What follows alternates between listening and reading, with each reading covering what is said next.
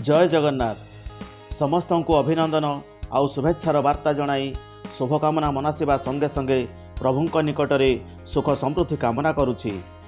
शिक्षा आधारित मोर भिडियो गुड़िक भल लगुले निश्चय सब्सक्राइब करी पाखरे थिबा घंटी चिन्ह को दबाई देवाक भूलेबे नहीं। फल नुआ नुआ भिडियो सर्वप्रथमे पाई परिबे। आशा करुछि मोर एही भिडियोटी को शेष पर्यंत निश्चय देखिबे। तेबे आसंतु आज आम चतुर्थ श्रेणीर एक नूतन अध्याय को आरंभ करने पूर्व शुणा गोटे छटिया गप। खरा समय सेदिन आम घरे समस्ते मध्याह्न भोजन कर सारिबा परे टिके विश्राम नवा समय मो जेजेमा आरंभ कले मो छोट पिलादिनर किछि घटना। मु सेतेबेले कुआडे प्रतिदिन माछ धरिबाक जाई घर को माछ नहीं आसे। संगे संगे मो जेजेमा सब माछ सबू धुआ धोई करी सुखिला पत्र को पानी रे बतुराई ता भितरे माछ तेल लुण हळदी देई सुंदर भाव पत्र सबू गुड़े तुड़े दे चूली रे सिझिबाकू दिए। आउ माछ सबू सिझिगला परे मते पखाड़ आउ माछ खाइबाकू दिए। ये कथाटी जेजेमांकर मन पड़गला कारण सेदिन मध्य आम घर को मु बजार चुना माछ किणी आनी हेले एथर किंतु पत्र रे नुहे कड़ई रे तेल मसला लुण दे भजा करा जाइथिला। मते भारी खुशी लागिला कारण मो जेजेमा मो अतीत दिनर कथाटीए मते मने पकाई देइथिला। एहा परे मोर मध्य पिलादिनर अनेक घटना गुड़िक गोटी गोटी होई मने पड़गला। हेले से अतीत आज आम पाई हजि जाइछि। केवल बेले बेले आज भी मो मानस पटरे मने पड़ जाउछि सेई अतीत दिनर कथा, सेई हजिला दिनर कथा। पिला माने गपटिए तो शुणिल निश्चय भल लागिथिबो। तुम मानकर मध्य किछि हजिला दिनर कथा मने पड़ जाइथिबो मोर एई गपटिए शुणी सारला परे। तबे पिला माने एई फोटोचित्र को देखिल तुम्हें कहि पारिबो पिला माने एई फोटोचित्रटी कहार? हाँ तुम ठीक कहिछो पिला माने एई फोटोचित्रटी होउछि मधुसूदन दासंकर। तांको उत्कल गौरव सम्मान दिया जाइथिला तेणु आमे तांको उत्कल गौरव मधुसूदन दास बोली कहि थाउ। तबे पिला माने एई बाबूंको विषय तुम्हें तृतीय श्रेणी रे गोटे कविता पढ़िथिल कहार मन अच्छी कहल? कुह कुह कहार मन अच्छी? हाँ शाबाश धन्यवाद। ताली गीतटी होउछि तुम परी छोट पिलाटिए गाँ चहाड़ीर चाट सिए। तुम परी छोट पिलाटिए गाँ चहाड़ीर चाट सिए। चेहराटी तार डौल डाउल चेहराटी तार डौल डाउल बुद्धि रे तार सरी किए। बुद्धि रे तार सरी किए। ताले पिला माने तुमे एई गीतटी तृतीय श्रेणी रे शुणिथिल बा निजे मध्य गाइथिल। ताहले पिला माने आज आमे तुम चतुर्थ श्रेणीर साहित्य कलिका बहिर द्वितीय पाठ हजिला दिनर कथा प्रसंगटी को आलोचना करिबा। हेले ता पूर्वरु ए प्रसंगर लेखक रमेश चंद्र भंज तांको विषय सम्यक किछि धारणा बुझी नेबा। से 1940 मसीहा एप्रिल मास 17 तारिख रे खोर्धा जिलार हड़दिया ग्राम रे जन्मग्रहण करथिले। से थिले जणे सुलेखक शिक्षक शिक्षाविद मध्य थिले। से गप गंठुली पुस्तक रचना करथिले एवं से ओडिशा साहित्य एकाडेमी संस्था तरफरु पुरस्कार मध्य पाइथिले। शेषरे से 2015 मसीहा मार्च मास 18 तारिख दिन 74 वर्ष बयस मृत्युवरण करथिले। ताले पिला माने तुमे एबे लेखकों विषय किसी जानीगले निश्चित भाव में ताले बर्तमान आम आरंभ करवा आम प्रसंग हजिला दिनर कथा। हजिला दिनर कथा लेखक होउचंती रमेश चंद्र भंज। तेबे एठारे रमेश चंद्र भंज मधुसूदन दासंकर अतीतरे घटी जाइथिबा गोटे घटना विषय वर्णना करिसंती। ताले पिला माने आरंभ करवा यही प्रसंगटी को। तेबे मु आलोचना करुछि एवं तुमे मध्य प्रत्येक धाड़ी को आंगुड़ी चालना करुथिबो। देख पिला माने ताले आरंभ करवा। सकाळ बुला देह को बड़ हित। सकाळ बुला देह को बड़ हित। हित अर्थ होछि भल बा उपकार। बेस फुर्ती लगे, सतेज लगे, फुर्ती भी लगे एवं सतेज लगे। केतेबेले लगे ना आमे जदि प्रत्येक दिन सकाळू बुलाबुली करिबा सेटा आम देह पाई मध्य भल, आम उपकार मध्य होइथाय एवं आमको फुर्ती लागिबो, सतेज मध्य लागिबो। सेदिन मधुबाबू सबुदिनिया सकाळ बुला सारी कोठी को फेरी आसुथांती। सेदिन मधुबाबू सबुदिनिया सकाळ बुला सारी कोठी को फेरी आसुथांती। नीति किला पड़ियारे घेराए बुली न आसिले बाबू को शांति लगे नाही। नीति किला पड़िया सेटा होची कोन ना कटक सहरर बारबाटी दुर्ग सामने थिबा गोटिए खोला पड़िया। तेणु से खोला पड़ियारे घेराए अर्थात चारिपटे थरे बुली आसवाक घेराए बोली कहा जाए।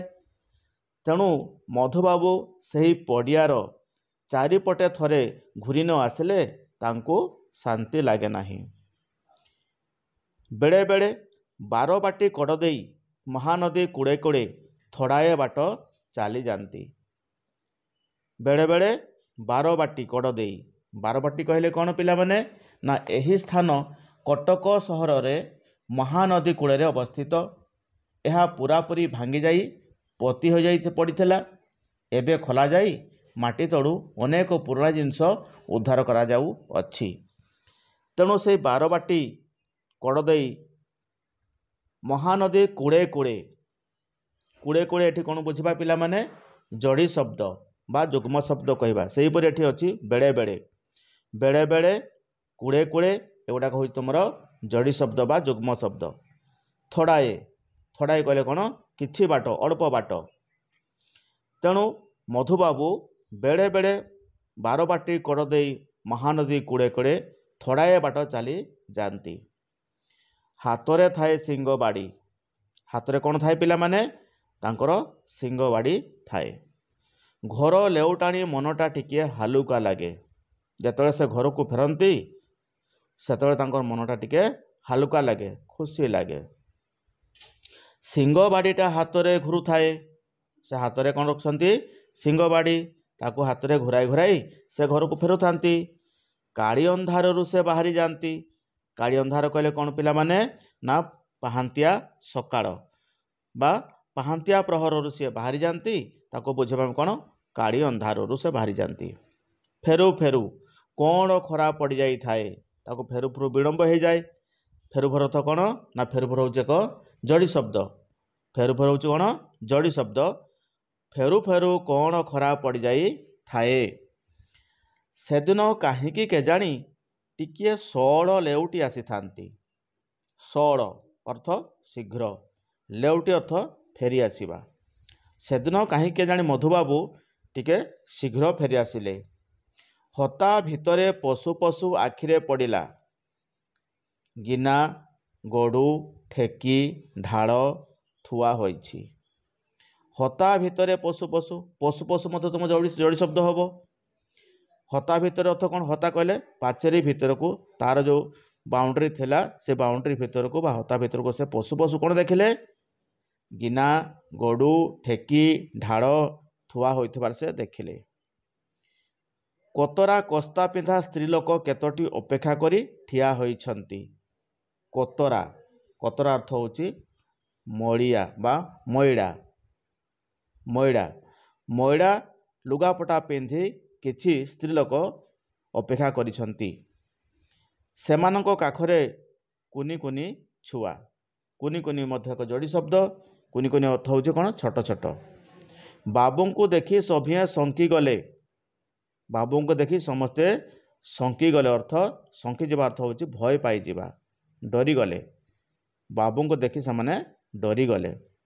ସ୍ତ୍ରୀ ଲୋକଙ୍କ ଚେହେରା ଯେମିତି ଛୁଆଙ୍କ ଚେହେରା ତାକୁ ବଢ଼ି। ତେଣୁ ପ୍ରଥମେ ଲେଖକ ବର୍ଣ୍ଣନା କରିଛନ୍ତି ଯେ ସ୍ତ୍ରୀ ଲୋକମାନେ ଛିଣ୍ଡା ମଡ଼ିଆ ଲୁଗା ସବୁ ପିନ୍ଧିଛନ୍ତି, କିନ୍ତୁ ତାଙ୍କର ଚେହେରା ଅପେକ୍ଷା ଛୁଆଙ୍କ ଚେହେରା ତାଙ୍କଠୁ ବଢ଼ି, ମାନେ ତାଙ୍କଠୁ ଆହୁରି ଖରାପ। ପିଲାମାନଙ୍କର ଚେହେରା ଛୁଆମାନଙ୍କର ଚେହେରା ତାଙ୍କଠୁ ବଢ଼ି ଅର୍ଥାତ୍ ତାଙ୍କଠୁ ଆହୁରି ଅଧିକ ଖରାପ। ସମସ୍ତଙ୍କ ମୁଣ୍ଡ ନୁଖୁରା। ମୁଣ୍ଡ ନୁଖୁରା କହିଲେ କ'ଣ ପିଲାମାନେ? ତେଲହୀନ ମୁଣ୍ଡ, ଯେଉଁ ମୁଣ୍ଡରେ କି ତେଲ ଲାଗିନଥିବ, ସେଇଟା ହେଉଛି ମୁଣ୍ଡ ନୁଖୁରା। ହାଡ଼ୁଆ ଦେହକୁ ଠାକରା ମୁହଁ। ଦେହ ହାଡ଼ୁଆ, ପଞ୍ଜରା ସବୁ ହାଡ଼ ଦେଖାଯାଉଛି। ଠାକରା ମୁହଁ, ଗାଲ ଫାଲ ଫସି ଯାଇଛି। ଓଠ ଶୁଖିଲା, ଶୁଖିଲା ଓଠ ହେଇଯାଇଛି। ଆଖି ନିସ୍ତେଜ, ଆଖି ଭିତରକୁ ପଶି ଯାଇଛି। ଛୁଆଗୁଡ଼ିକଙ୍କ ଦେହ ଫୁଙ୍ଗୁଳା। ଫୁଙ୍ଗୁଳା ଅର୍ଥ ହେଉଛି କ'ଣ? ଦେହରେ କିଛି ବସ୍ତ୍ର ନଥିବା। ପତଳା ଓ ଦୁର୍ବଳ ଚେହେରା। ତେଣୁ ପିଲାମାନଙ୍କର ଚେହେରା କିପରି ଥିଲା ପିଲାମାନେ? ନା ସେ ପିଲାମାନଙ୍କର ଚେହେରା ଥିଲା ମୁଣ୍ଡ ନୁଖୁରା, ହାଡ଼ୁଆ ଦେହକୁ ଠାକରା ମୁହଁ, ଓଠ ଶୁଖିଲା, ଆଖି ନିସ୍ତେଜ, ଛୁଆଗୁଡ଼ିକଙ୍କ ଦେହ ଫୁଙ୍ଗୁଳା, ପତଳା ଓ ଦୁର୍ବଳ ଚେହେରା। ବାବୁ କାବା ହେଲେ। ଏମାନେ ଆଜି କୁଆଡ଼େ? ଏଠାରେ କାହିଁକି? ସମସ୍ତଙ୍କ ଉପରେ ଥରେ ଆଖି ବୁଲାଇ ବାବୁ ପଚାରିଲେ, କୁଆଡ଼େ ସବୁ ଆସିଛ? କ୍ଷୀର ପାଇଁ, ଏଇ ପିଲାଙ୍କ ସକାଶେ। କିଏ କ୍ଷୀର ଦେବ? ସୁଦାମ ଭଲ କ୍ଷୀର ଟିକିଏ ଦେଉଛି ତ? ତାହେଲେ ବାବୁ କାବା ହେଲେ। କାବା ହେଲେ ଅର୍ଥ ଆଶ୍ଚର୍ଯ୍ୟ ହେଲେ। ଏମାନେ ଆଜି କୁଆଡ଼େ? କାରଣ କୌଣସି ଦିନ ଏମାନଙ୍କୁ ଭେଟି ନାହାନ୍ତି ବାବୁ। ଏଠାରେ କାହିଁକି? ସମସ୍ତଙ୍କ ଉପରେ ବାବୁ ଥରେ ଆଖି ବୁଲାଇ ପଚାରି ନେଲେ, ତମେ ସବୁ କୁଆଡ଼େ ଆସିଛ?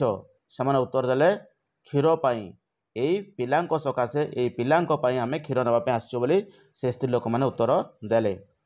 ସେତେବେଳେ ପୁଣି ବାବୁ ପଚାରିଲେ, ତମକୁ କ୍ଷୀର କିଏ ଦେବ? ସେମାନେ ଉତ୍ତର ଦେଲେ, ସୁଦାମ ଭଲ କ୍ଷୀର ଟିକିଏ ଦେଉଛି ତ, ସେଇଥିପାଇଁ ଆମେ କ୍ଷୀର ନେବା ପାଇଁ ଏଠି ଆସିଛୁ। ସୁଦାମର ଘର ବିଡ଼ାନାସିରେ। ସୁଦାମର ଘର କେଉଁଠାରେ ପିଲାମାନେ? ବିଡ଼ାନାସିରେ। ସୁଦାମର ଘର ବିଡ଼ାନାସିରେ। ସେ ବାବୁଙ୍କ ଗାଈମାନଙ୍କର ହେପାଜତ କରେ। ହେପାଜତ କହିଲେ ରକ୍ଷଣାବେକ୍ଷଣ କରେ, ତଦାରଖ କରେ। ସେ ବାବୁଙ୍କ ଗାଈମାନଙ୍କର ହେପାଜତ କରେ। ଗୁହାଳ ଗୋବର, ଚୁନି ଚକଡ଼, ନଡ଼ା କୁଟା, ଘାସ କୋଳଥ ସବୁ ତଦାରଖ କରେ। ତାହେଲେ ଗାଈମାନଙ୍କର ଯତ୍ନ ନେବା ସଙ୍ଗେ ସଙ୍ଗେ ସେ କ'ଣ କରେ? ନା ଗୁହାଳ ଗୋବର, ଚୁନି ଚକଡ଼, ନଡ଼ା କୁଟା, ଘାସ କୋଳଥ ସବୁ ତଦାରଖ କରେ। ତଦାରଖ କରେ କ'ଣ? ନା ସେ ଟିକିନିକି ଦେଖେ। ଖାଇ ପିଇ ବାବୁଙ୍କ ଘରେ ଥାଏ। କିଏ ଥାଏ? ନା ସୁଦାମ। ସୁଦାମ ବାବୁଙ୍କ ଘରେ ଖାଇ ପିଇ କରି ଥାଏ ଏବଂ ଗାଈମାନଙ୍କର ହେପାଜତ କରେ, ଗାଈ କଥା ସେ ବୁଝେ। ବେଳେବେଳେ ଅନ୍ନ ବଲହାକ କରେ। ବେଳେବେଳେ କ'ଣ? ନା ବଲହାକ କହିଲେ କଥା ମାନିବା। ବେଳେବେଳେ ବାବୁଙ୍କର ଅନ୍ୟ କଥା ମଧ୍ୟ ସିଏ ମାନେ ଏବଂ କାମ କରି ଚାଲିଥାଏ। ବାବୁ ତଲାସ କରି ବୁଝିଲେ, ଏମାନେ ଆଜି କେବଳ ଆସିନାହାନ୍ତି, ଏମିତି ଗଲା କେତେ ଦିନ ଧରି ଆସୁଛନ୍ତି। ତାହେଲେ ବାବୁ ସବୁ କଥା ବୁଝିଲେ। ବୁଝି ସାରିଲା ପରେ ଜାଣିପାରିଲେ ଯେ ଏମାନେ କେବଳ ଆଜି ଆସିନାହାନ୍ତି, ଏମିତି ଗଲା କିଛି ଦିନ ହେଉଛି ଏମାନେ ପ୍ରତିଦିନ କ୍ଷୀର ପାଇଁ ଏଠିକି ଆସୁଛନ୍ତି, ପୁଣି ପଇସା ଦେଇ କ୍ଷୀର ନେଉଛନ୍ତି। କିଏ ପାଏ ତ କିଏ ଅଧ ପାଏ। ପାଏ କହିଲେ ପିଲାମାନେ କ'ଣ? ପାଏର ଅର୍ଥ ହେଉଛି ଯେ କୌଣସି ଜିନିଷର 4 ଭାଗରୁ ଭାଗେକୁ ଆମେ ବୁଝିବା ପାଏ ଏବଂ ତା'ର ଅଧାକୁ ବୁଝିବା ଆମେ ଅଧ ପାଏ। ତେଣୁ ସେମାନେ ତ ଗରିବ ସ୍ତ୍ରୀ ଲୋକମାନେ, ତ ତାଙ୍କ ପାଖରେ ବା କେତେ ପଇସା ରହିବ?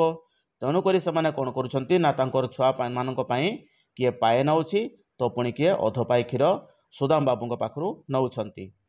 ସବୁ ପଇସା ଦେଉଛନ୍ତି ସୁଦାମକୁ। ସବୁ ପଇସା ଦେଉଛନ୍ତି କାହାକୁ? ନା ସୁଦାମକୁ ଦେଉଛନ୍ତି। ବାବୁଙ୍କ ମଥାକୁ ରାଗ ଚଢ଼ିଗଲା। ବାବୁଙ୍କର ମଥାକୁ ରାଗ ଚଢ଼ିଗଲା। କାହିଁକି ରାଗ ଚଢ଼ିଗଲା? ना यही सब घटना शुणी सारा पर प्रथमतः सेमाने गरीब स्त्री लोक मैंने अटंती एवं ता संगे संगे सुदाम कौन करुचे ना तांको पाखरु पैसा नौछि। यही सब शुणी सारा पर बाबूंको मथाको राग चढ़ीगला। मन मन से निया होई गले सुदाम उपरे, मन मन से निया होई गले अर्थात से रागी गले सुदाम उपरे। बाबू रागी गले तांको अजाणतरे सुदाम क्षीर बिकी पैसा रखुची। तेबे ए घटना बाबू जानी नाहांती। सुदाम प्रतिदिन गरीब स्त्री लोक मानकु पैसा नहीं क्षीर दउछि ए सब किसी जानती नहीं।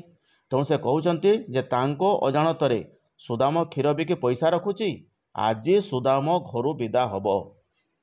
रागरे कहउछते कौन, आज सुदाम घरु विदा हब, याकू एठू विदा करदेवी आउ रखिबी नहीं।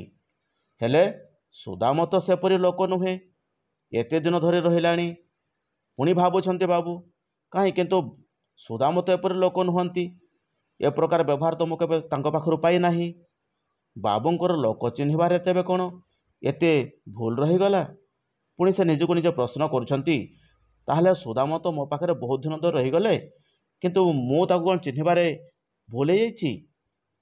सुदाम को पाखक डाकी बाबू पचारे, सुदाम सीधा सीधा मानिगला। सीधा सीधा जोड़ी शब्द बा जुग्म शब्द। ताहले सुदाम को पाखक डाकी बाबू पचारे, सुदाम सीधा सीधा मानिगला।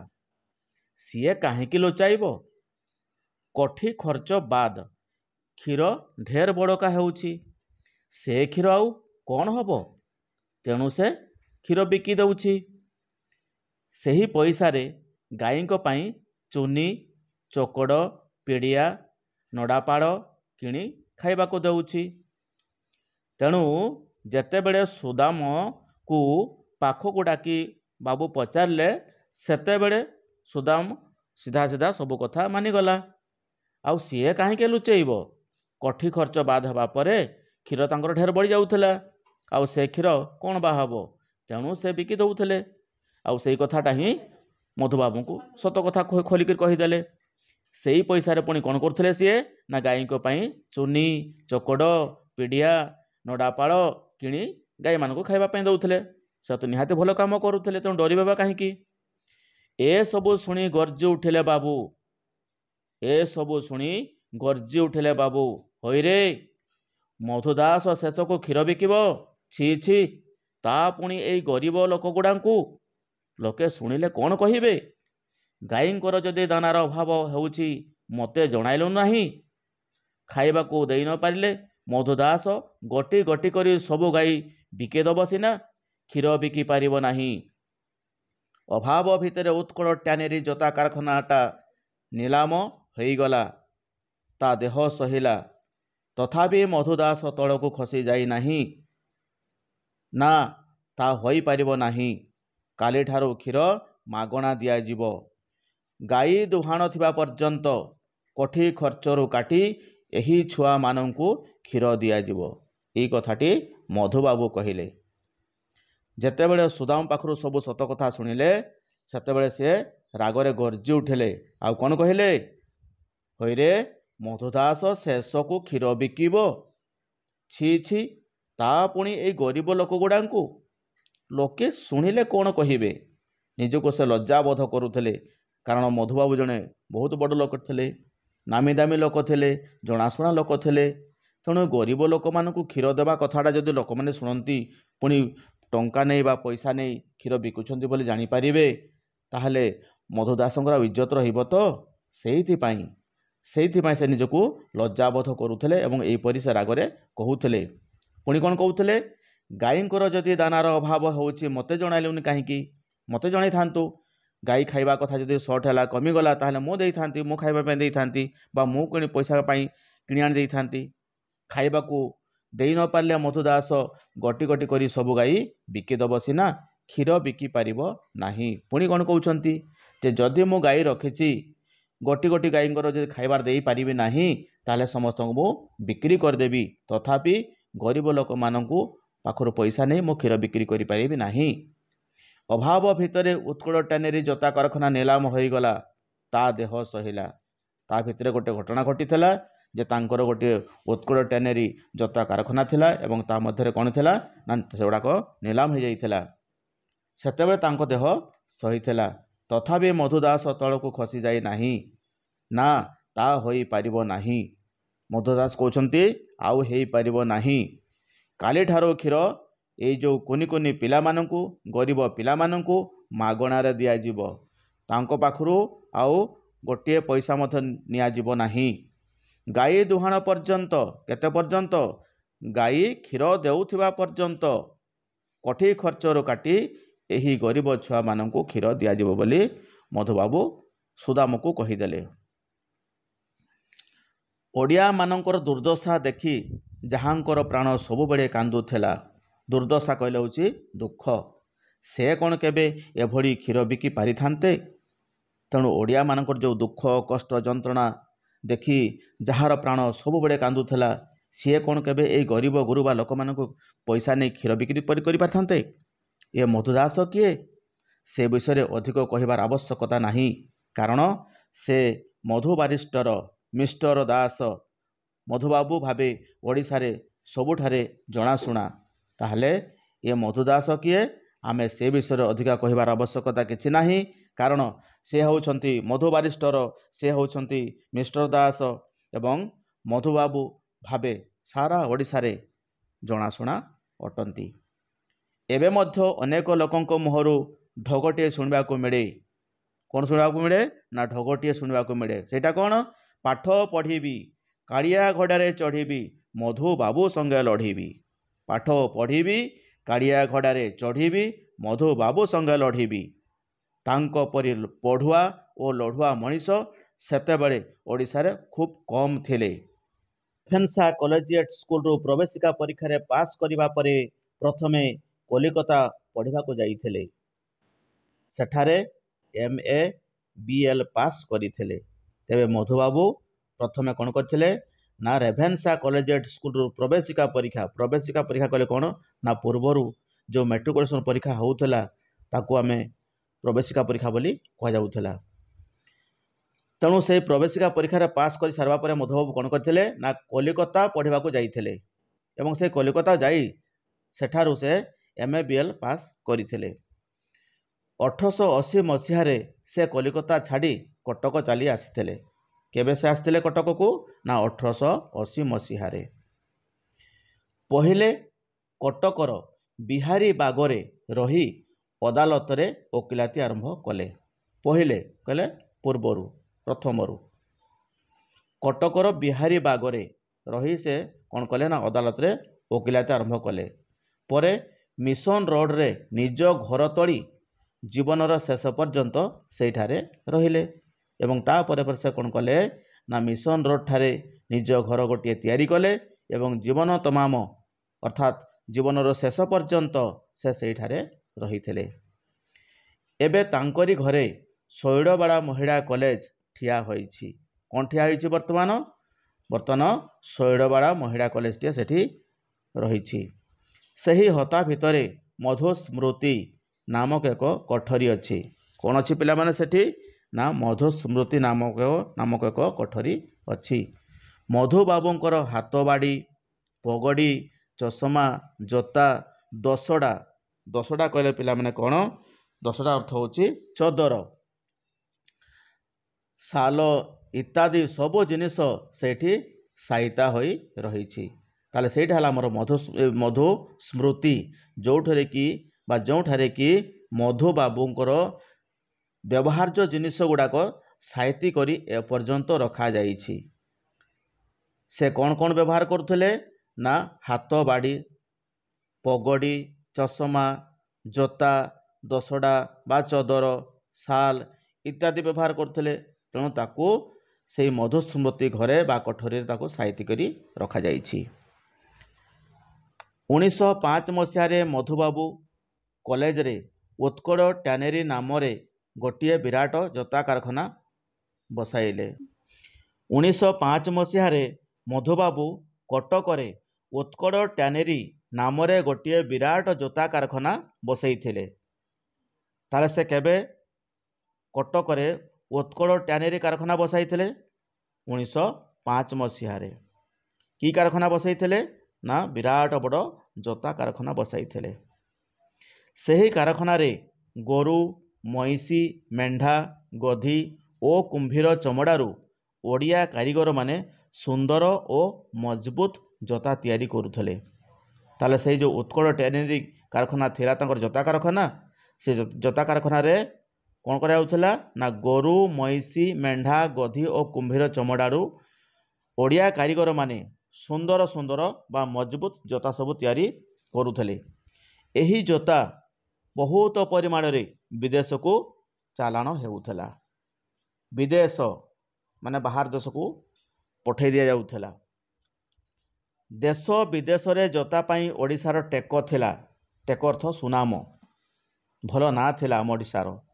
ମଧୁବାବୁଙ୍କର ଉତ୍କଳ ଟ୍ୟାନେରୀ ଜୋତା କହିଲେ ସାରା ବିଦେଶରେ ମଧ୍ୟ ଚହଳ ପଡ଼ିଯାଉଥିଲା। ସମସ୍ତଙ୍କର ଆଗ୍ରହ ଥିଲା ଯେ ଆମ ଓଡ଼ିଶାରୁ ଜୋତା କେତେବେଳେ ଆସିବ। ତେଣୁ ଦେଶ ବିଦେଶରେ ଜୋତା ପାଇଁ ଓଡ଼ିଶାର ବହୁତ ସୁନାମ ଥିଲା।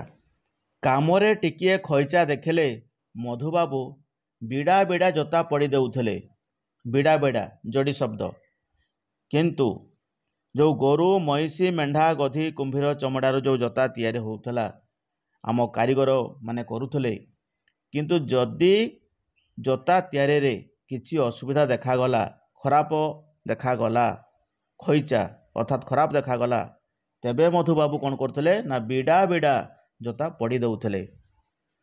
ସେଇଥିପାଇଁ ମଧୁବାବୁଙ୍କୁ ଟଙ୍କା ପଇସାର ଘୋର ଅଭାବ ସହିବାକୁ ପଡ଼ିଲା।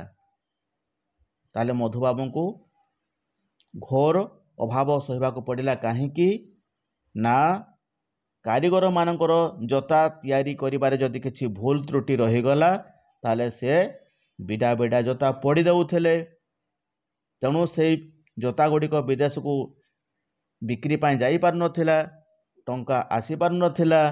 ତେଣୁ ମଧୁବାବୁଙ୍କର ଘୋର ଅଭାବ ଦେଖାଯାଉଥିଲା। ଶେଷରେ କରଜ ଶୁଝି ନ ପାରିବାରୁ କାରଖାନାଟି ନିଲାମ ହୋଇଗଲା। ମଧୁବାବୁଙ୍କର ଶେଷ ଜୀବନରେ ସବୁବେଳେ ଦାରୁଣ ଅଭାବ ଘଟି ରହିଥିଲା। ହେଲେ ସେ ଅଭାବ ତାଙ୍କୁ ତିଳେ ହେଲେ ବିଚଳିତ କରିପାରୁନଥିଲା। ତେଣୁ ମଧୁବାବୁଙ୍କର ଶେଷ ଜୀବନରେ ସବୁବେଳେ ଦୁଃଖ କଷ୍ଟ ଘଟି ସବୁ ଆସୁଥିଲା। କିନ୍ତୁ ତାକୁ ସେ ଜମା ଖାତିର କରୁନଥିଲେ ବା ବିଚଳିତ ସେଥିରେ ହେଉନଥିଲେ। ଯେଉଁ ଖାଦ୍ୟ ସାଧାରଣ ଓଡ଼ିଆ ଖାଏ ସେହି ଖାଦ୍ୟ ମଧୁବାବୁ ନିତିଦିନ ଖାଉଥିଲେ। ତାହେଲେ ମଧୁବାବୁଙ୍କର ପ୍ରତିଦିନ ଖାଦ୍ୟ କ'ଣ ଥିଲା ଦେଖିବା? ତା ଥିଲା ପୋଷେ ଢିଙ୍କି କୁଟା ଉଷୁନା ଚାଉଳର ଭାତ। କ'ଣ ଥିଲା? ପୋଷେ ଢିଙ୍କି କୁଟା ଉଷୁନା ଚାଉଳର ଭାତ। ଆଉ କ'ଣ ଥିଲା? 2-4 ଖଣ୍ଡ ଅମୃତଭଣ୍ଡା ସିଝା। ଆଉ କ'ଣ ଥିଲା? ଅଳ୍ପ କିଛି କ୍ଷୀର। ଆଉ କ'ଣ ଥିଲା? ନା ମଦରଙ୍ଗା କିମ୍ବା ହେଡ଼ିମିଚା ଶାଗ। ଏସବୁ ପ୍ରତିଦିନ ମଧୁବାବୁ ଖାଉଥିଲେ। 4-5 ମୁଠା ଖଇ ତାଙ୍କର ସବୁଠାରୁ ଅତି ପ୍ରିୟ ଜଳଖିଆ ଥିଲା। ତେବେ ପିଲାମାନେ, ମଧୁବାବୁଙ୍କର ସକାଳ ପ୍ରହରର ଜଳଖିଆ କ'ଣ ଥିଲା? 4-5 ମୁଠା ଖଇ ପ୍ରତିଦିନ ସେ ଖାଉଥିଲେ ଜଳଖିଆ ହିସାବରେ। ଯେ ମର୍ମେ ମର୍ମେ ଓଡ଼ିଆମାନଙ୍କର ଦୁଃଖ ଦୁର୍ଦ୍ଦଶାକୁ ଅନୁଭବ କରୁଥିଲେ, ସେ କିପରି କ୍ଷୀର ବିକିଥାନ୍ତେ ଦୁଃଖୀ ଦରିଦ୍ରମାନଙ୍କୁ। ତେଣୁ 4-5 ମୁଠା ଖଇ ତାଙ୍କର ସବୁଠାରୁ ଅତି ପ୍ରିୟ ଜଳଖିଆ ଥିଲା। ଯେ ମର୍ମେ ମର୍ମେ ଓଡ଼ିଆମାନଙ୍କର ଦୁଃଖ ଦୁର୍ଦ୍ଦଶାକୁ ଅନୁଭବ କରିପାରୁଥିଲେ। ତେଣୁ ଜଣେ ମାତ୍ର ପୁରୁଷ, ଓଡ଼ିଶାର ପୁରୁଷ ମଧୁବାବୁ, ଯିଏକି ଓଡ଼ିଆମାନଙ୍କର ଦୁଃଖ ଦୁର୍ଦ୍ଦଶା ଦୁଃଖ କଷ୍ଟ ଦେଖି ସହିପାରୁନଥିଲେ ଏବଂ ସେ ତାଙ୍କର ମର୍ମେ ମର୍ମେ ଲୋକମାନଙ୍କର କଷ୍ଟ ଦୁଃଖକୁ ଅନୁଭବ କରିପାରୁଥିଲେ। ସେହି ପ୍ରକାର ଲୋକ କେବେ କ'ଣ କ୍ଷୀର ବିକି ପାରିଥାନ୍ତା ଗରିବ ନିଃସହାୟ ଲୋକମାନଙ୍କୁ? କେବେ ନୁହେଁ। ବାବୁ ଥିଲେ ଓଡ଼ିଶାର ପ୍ରଥମ ଇଂରାଜୀ ପଢ଼ୁଆ MA, ପ୍ରଥମ ଓକିଲ, ପ୍ରଥମ ମନ୍ତ୍ରୀ, ପ୍ରଥମ ବିଲାତ ଯାତ୍ରୀ। ତାହେଲେ ମଧୁବାବୁ କ'ଣ ଥିଲେ? ନା ମଧୁବାବୁ ଥିଲେ ଓଡ଼ିଶାର ପ୍ରଥମ ଇଂରାଜୀ ପଢ଼ୁଆ MA। ତାଙ୍କ ପୂର୍ବରୁ କେହି ଇଂରାଜୀରେ MA ପାଠ ପଢ଼ିନଥିଲେ। ତାଙ୍କ ପୂର୍ବରୁ କେହି ଓକିଲାତି କରିନଥିଲେ, ଓକିଲ କାମ କେହି କରିନଥିଲେ। ତାଙ୍କ ପୂର୍ବରୁ କେହି ପ୍ରଥମ ମନ୍ତ୍ରୀ ହୋଇନଥିଲେ। ତେଣୁ ସିଏ ଓଡ଼ିଶାର ପ୍ରଥମ ମନ୍ତ୍ରୀ ହୋଇଥିଲେ। ପୁଣି प्रथम करी से बिलात यात्रा करथिले। तांको पूर्वर केही आम ओडिशार लोक बिलात को यात्रा करी नथिले। तेणु मधुबाबू थिले ओडिशार प्रथम इंग्राजी पढ़ुआ MA, प्रथम वकील, प्रथम मंत्री, प्रथम बिलात यात्री। तांको देखिला मात्रे जे कोनसी लोकर मुंड नई जाउथिला। से ओडिशार गौरव, आम जातिर गौरव, तांको उत्कल गौरव बोली कहा जाए। ताले मधुबाबू को कौन कहा जाए? उत्कल गौरव बोली कहा जाए। 1848 मसीहा एप्रिल मास 28 तारिख दिन कटक जिल्लार सत्यभामापुर ग्राम रे तांकर जन्म होइथिला। ताले पिला माने मधुबाबू केबे एवं केउठार जन्म ग्रहण करथिले?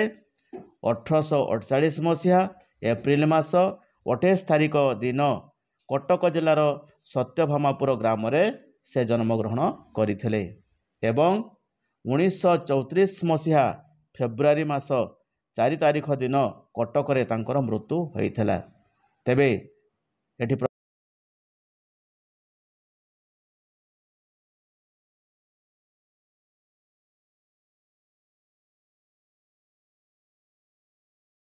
तबे पिला माने आजिर यही भिडियोटी जदि भल लगी थाए तेबे मोर ये छोट प्रयासटी पाई मो भिडियो को गोटाए लाइक, कमेंट एवं सांगसाथी बंधुवर्ग को निश्चित शेयर करिवे।